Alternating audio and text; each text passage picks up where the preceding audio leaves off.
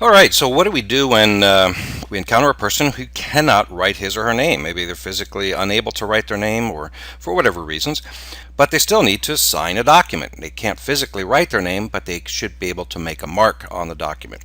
And so now we're going to call this signature by mark.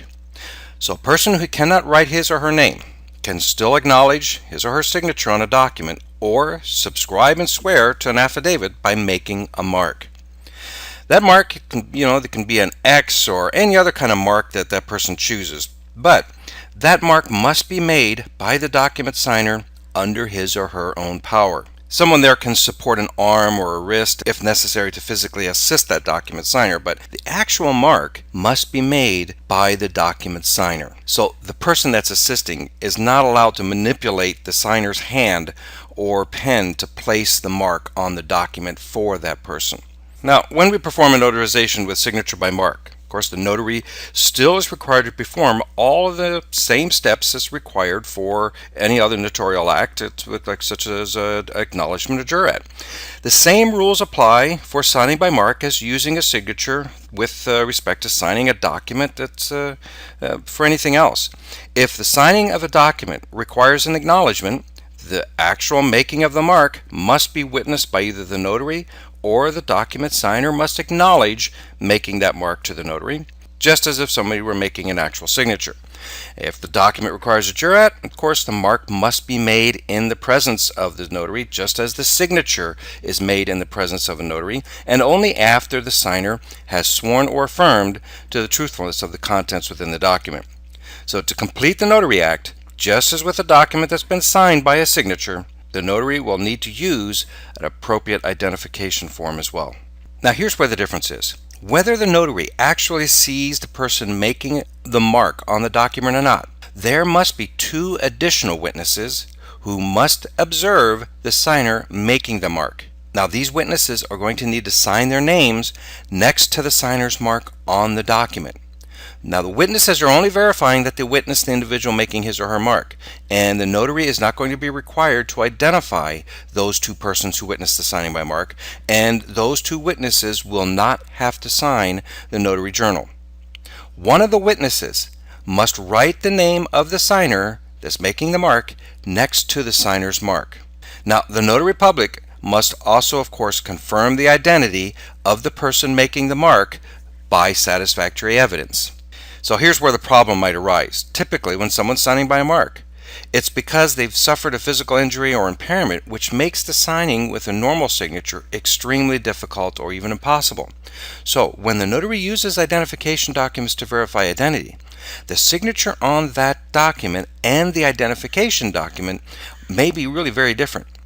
In addition, the person's physical appearance may have changed from that photograph or identification if they're in, for example, in a hospital or convalescent center. So the possibility certainly exists in that these two people who witness the signing by mark, they may happen to also personally know the document signer. And if neither of these witnesses has a beneficial or financial interest in the document, then you can use them, or you can request that they be used as credible witnesses to establish the identity of the document signer if you don't have acceptable identification documents available for the signer. Of course, in that case, the witnesses, that is the signature by mark witnesses, now act in the capacity of credible witnesses in establishing the identity of the person signing by mark. Then the witnesses' signatures must be entered in the notary journal, just as we learned as when we were talking about credible witness processes earlier. Alright, so in our example here, we have Bob Smith, who signed this document with an X because Bob Smith is unable to sign his or her name for whatever reasons, and Mary Jones and Wendy DeWitt were witnesses to the signing of the document. So Mary Jones wrote Bob Smith next to Bob Smith's signature, or next to Bob Smith's mark. Underneath of that, Wendy DeWitt signed as witness number 2. Now, Mary Jones and Wendy DeWitt do not need to sign the notary journal, but the notary still needs to verify the identity of Bob Smith, of course. Now, Bob Smith may have an identification document that no longer matches his physical appearance and, of course, obviously his signature.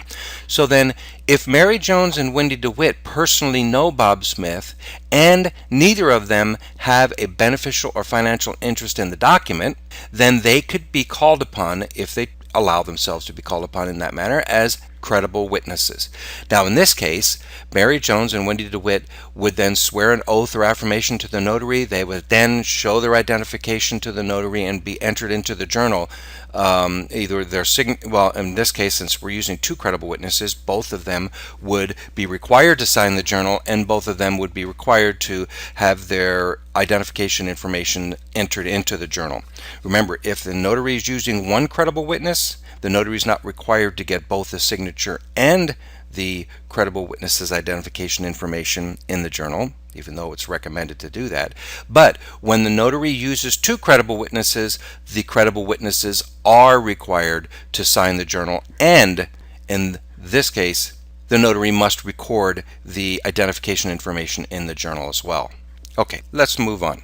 So, of course, the signer is also going to need to make his or her mark, as anyone who needs to sign in the notary journal. As a principal, when the principal signs a notary journal, the document signer, in this case, just because he's signing by mark, he still needs to sign the notary journal, and they're going to sign that notary journal with the mark. The making of the mark in the notary journal must be witnessed by a person. Now, the witness must sign his or her name next to the mark and write the name of the signer next to the mark, just as we saw in the document. However, in this case, the witness for the signature by mark may be either one of the two witnesses who saw the signer place his or her mark on the document, or for the mark in the notary journal, and only for the mark in the notary journal, the notary may serve as the witness. So if the notary serves as the witness, then what the notary would do would be to write the name Bob Smith after his mark, and then instead of Wendy DeWitt's name here as a witness, the notary would put his or her name as the witness. Okay, let's move on and talk about some other things. This section we're going to talk about certification of copies of documents. There are many types of situations where someone might be required to present a certified copy of a document, and sometimes a person mistakenly believes that they can have documents certified by a notary public. First of all, let me explain that a certified copy of a document is a document that's been examined by someone who has the appropriate authority to examine the document to determine that it's an exact duplication of the original. Once the person is satisfied that the copy is the same as the original, then that person may certify the document.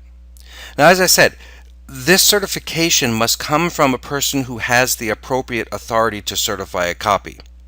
For example, if somebody wants a certified copy of a birth certificate, they would go to the county clerk's office where their birth certificate is on file, and someone there, county clerk, will have the proper authorization to certify a copy of that birth certificate.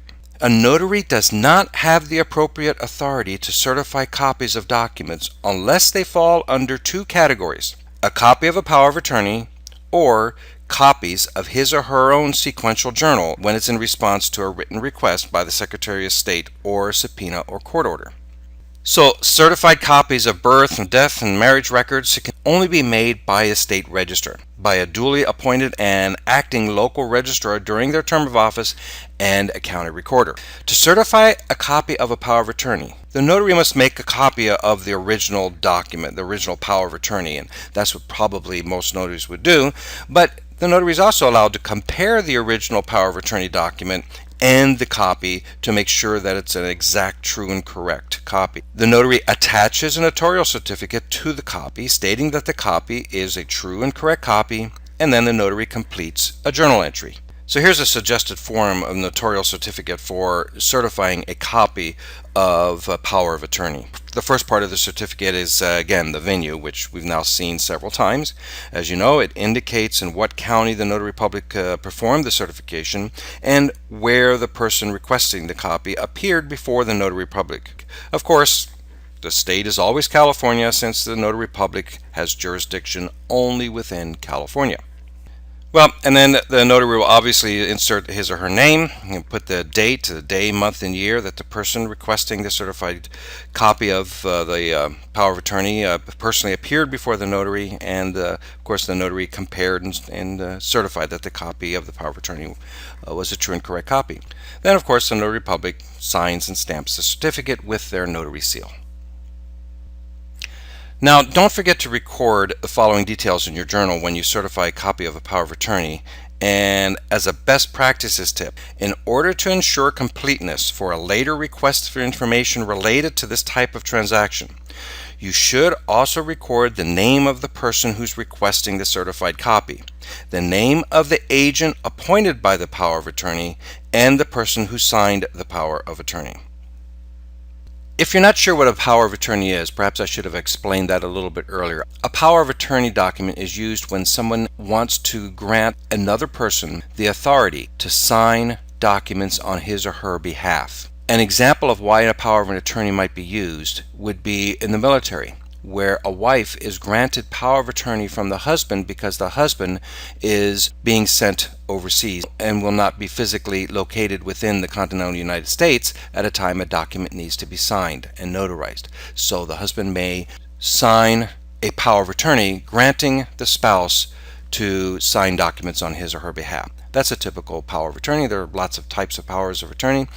But in this case, when we talked about the best practices tip, we said that the notary should record the name of the person who's requesting the certified copy of the power of attorney, the name of the agent. In our example, the agent was the wife. The husband granted the power of attorney over to the wife, so the wife became the agent, appointed by the power of attorney, and the person who signed the power of attorney, the principal, and that would have been, in our example, the husband who was sent overseas. All right, here's an example of a journal entry for a copy of a power of attorney. Be sure to record all the following details in your journal each time you certify a copy of a power of attorney. As always, date and time of the notary act, the type of notarial act performed, and in this case it was certifying a copy of a power of attorney, the fee that you charge for the notary act, and notice that the name of the person who's requesting the certified copy, the name of the agent appointed by the power of attorney, and the person who signed the power of attorney is included in this journal entry even though it's not legally required. I also want you to notice that certifying a copy of a power of attorney does not include identification of the person requesting the copy of the power of attorney. However, as a rule of thumb, you probably will get that information anyway. Just know, if it comes up on the exam, that it's not actually required. Neither is a signature for the person requesting a copy of a power of attorney required in your journal, even though as a matter of course of practice you'll probably include it anyway. All right, let's talk about immigration documents. This is really important because many people mistakenly think that notaries in California have the authority to assist with immigration or other legal matters, and of course that's not the case unless the notary also happens to be an attorney. Now, in other countries, Mexico for example, and some other Latin American countries, a notary is an attorney who specializes in the notary laws of that country. And this is why there are many people who've immigrated to California from these countries associate a notary public office with an attorney, and they believe that they're able to use a notary for immigration services. As you know, notaries in California are not necessarily attorneys. And if a notary is not an attorney, the notary must follow very strict guidelines regarding their services. Of course, a notary may notarize a signature on a document affecting the immigration or citizenship status of any person, just as he would notarize signatures on any other kind of documents. But a notary may not assist a person in completing any immigration documents, except for signature and date. Only an attorney, a representative accredited by the U.S. Department of Justice, or a person who's registered by California Secretary of State and bonded as an immigration consultant under the California Business and Professions Code may assist a client in completing immigration forms. Only an attorney can advise a person regarding which immigration document or form that the person is to complete, or advise how the person should answer questions posed by the immigration document or form. All right, now if a notary is also a California registered immigration consultant, that notary may assist a client by inserting the answers given to the consultant by a client. If you want to help people fill out immigration documents and you're not an immigration attorney, you must first become approved by the Secretary of State to do that, and that's called a California Registered Immigration Consultant. Now, a person who's registered and bonded as an immigration consultant is allowed to charge $10 per person for completing the entire set of immigration forms. A notary can also, of course, charge the additional fee for each notarial act performed in relation to a set of immigration forms, which is no different from any other kinds of forms. If a form requires the notarization of multiple signatures, the notary, of course, may charge for each signature, just like with anything else, since each signature is considered to be one notarial act. Of course, as we saw before, the same notary acknowledgement or jurat may be used for multiple signers so long as all the signers represented personally appear before the notary at the time of notarization and the notary act is completed for each. Now, this is important because this is a special rule that applies to notaries who are also immigration consultants, or if they advertise their services in a language that's other than English. A notary is not permitted to advertise in any manner whatsoever that he or she is a notary public if the notary public also promotes himself or herself as an immigration specialist or consultant. A notary public who's not a licensed California attorney and advertises notarial services in a language other than English must post with the advertisement both in English and the other language that the notary public is not an attorney and cannot give legal advice about immigration or other legal matters. The notary also needs to post the statutory fees that the notary public may charge for the notarial services.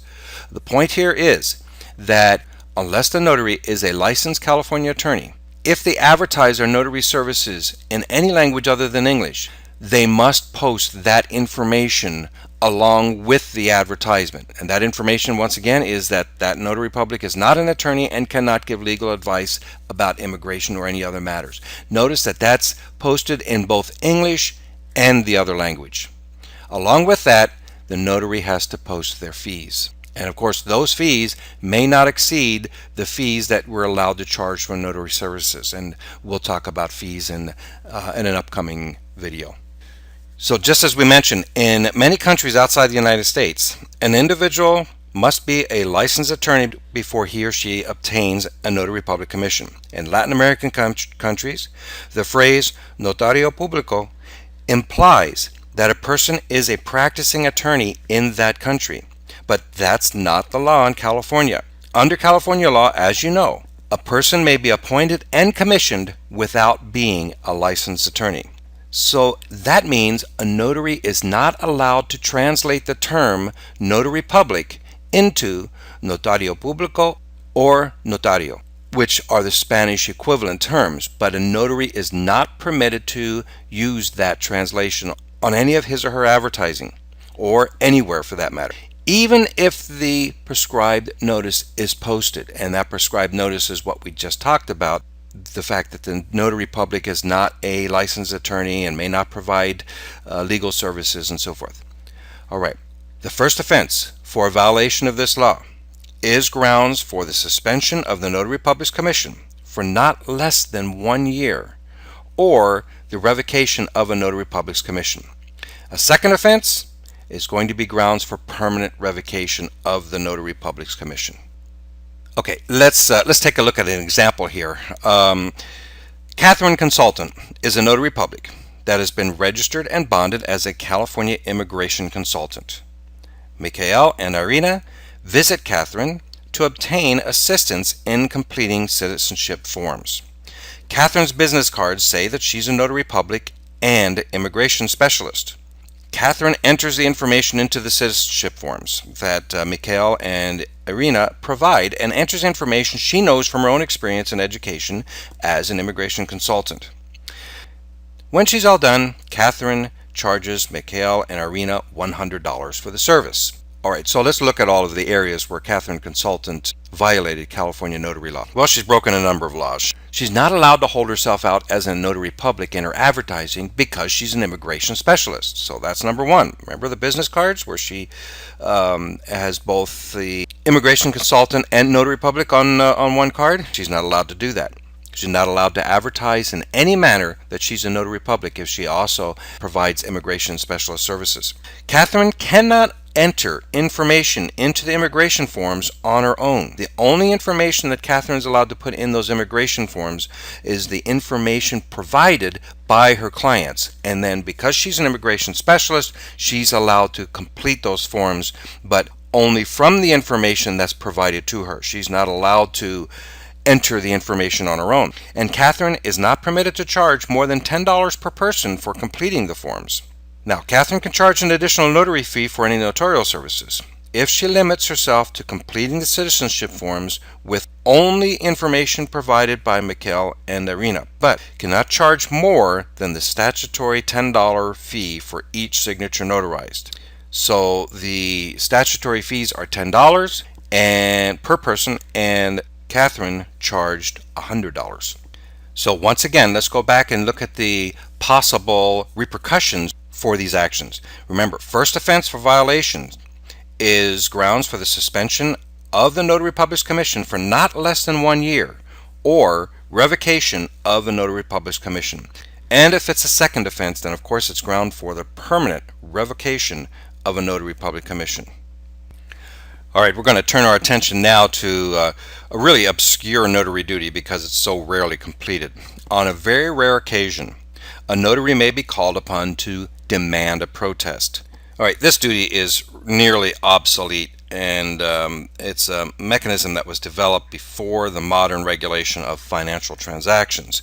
So only those notaries employed by a financial institution, and that's what I want you to get from this section here. You won't need to know anything at all about demanding protest, but you should know that only those notaries public employed by a financial institution and in the course and scope of the employment are permitted to perform protest with regard to specific financial documents described by California law.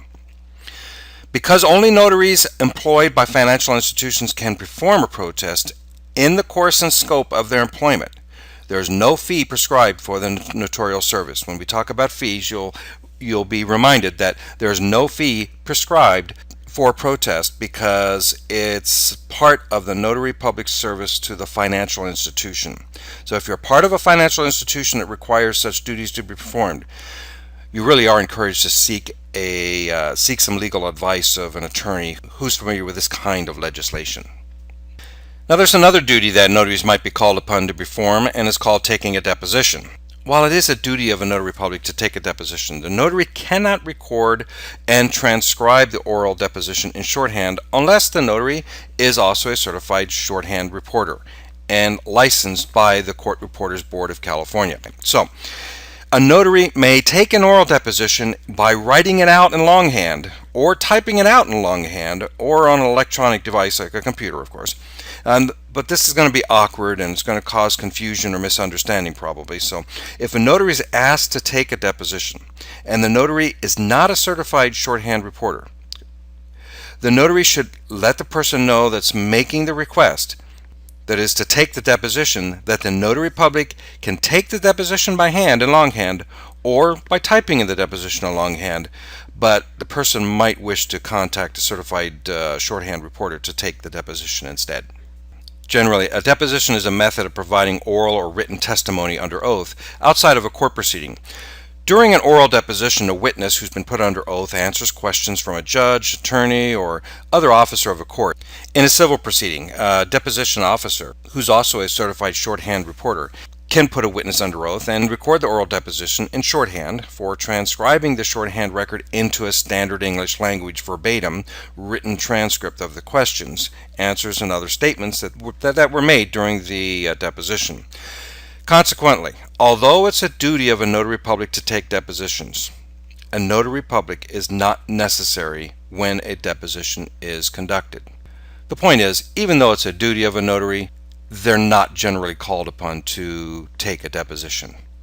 Well, we're talking about a whole bunch of different things now that you probably will never see as a notary, but these are just things that you'll need to know. These are notary laws that you'll need to be at least familiar with so that if you happen to see a question on the exam, you'll know what it's all about. But I really wouldn't worry about these too much, as long as you get some basic knowledge about these things. I mean, just having some basic knowledge about what a deposition is and who usually records a deposition, that's normally a California court reporter. That's all helpful information should you ever be called upon to do something like that. And you kind of have an idea, and you'll always know where to go to look at California notary law should something like that come up. Now, we are going to talk about yet another duty that, even though you probably not perform, you should at least be introduced to. And this is the subject of a confidential marriage. Most couples who marry are going to receive a public marriage license. That couple must appear together at an appropriate county office with a current valid identification. Once they obtain the license, then they have permission from that state agency to marry. But we're going to talk about a confidential marriage. A confidential marriage license is available only to couples who've already been living together as a married couple, and that couple must make a statement to that effect to the notary or to the county clerk's office. Now, the other requirements are pretty much the same as a public license, but a notary may also issue the license in addition to the county office. When a person wishes a confidential marriage, that's a marriage that's kept out of the records generally available to the public. A notary may be called upon to issue the confidential marriage license. Now, if you're interested as a notary public in obtaining authorization to issue confidential marriages, you'd have to apply to the county clerk for approval in the county and where you reside. Notice, this is not necessarily the county where you file your commission, but it's where the notary resides. A notary public may not issue a confidential marriage unless he or she is first approved by the county clerk who has that jurisdiction. The county clerk, by the way, offers a course of instruction which a notary public has to complete before the authorization is going to be granted. That is, if you want to issue confidential marriages, you'll need to take a course of instruction that's may or may not be offered by your county, because they will be the ones that will decide whether or not they want more people to issue confidential marriages. And the county clerk offers a course of instruction which the notary must complete before the authorization will be granted. If the notary wants to also perform the marriage ceremony, he or she must be one of the persons authorized under California law, for example, priest, minister, or rabbi. Now, the county clerk in the county where the notary public resides may or may not approve the authorization to issue confidential marriage licenses. The county clerk should be consulted if the notary public is interested in obtaining the approval. The county clerk in the county where the notary public resides may or may not approve the authorization to issue the confidential marriage licenses.